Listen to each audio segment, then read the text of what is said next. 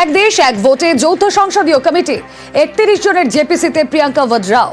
সংসদের পরবর্তী অভিশনের রিপোর্ট পেশ। আরো বিস্তারিত জানাবেন প্রতিনিধি মৈত্রেয়ী ভট্টাচার্য, রয়েছেন সঙ্গে। মৈত্রেয়ী, দেখো তুমি না, এক দেশ এক নির্বাচন সংক্রান্ত যে যৌথ সংসদীয় কমিটি তৈরি করার কথা বলা হয়েছিল এই পেশ করার দিন, সেই কমিটি তৈরির জন্য যে রেজলিউশন আগামীকাল মুখ করতে চলেছে সরকার পক্ষ, এবং সেই কমিটিতে থাকছেন প্রিয়াঙ্কা গান্ধী ভদ্রা।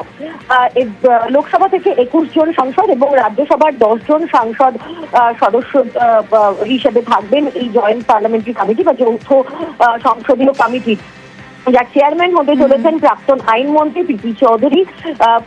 দামজাদা নামের মধ্যে যেরকম প্রিয়াঙ্কা গান্ধী ভদ্রা রয়েছেন, তেমনি তৃণমূল কংগ্রেসের তরফ থেকে রয়েছেন কল্যাণ ব্যানার্জি, বিজেপির তরফ থেকে বাসুদী স্বরাজ, অনুরাগ সিং ঠাকুর সহ এবং সম্বিত পাত্রা, অনিল বালুনির মতো নাম রয়েছে। একই সঙ্গে এবং এখনো আমাদের নজর থাকবে।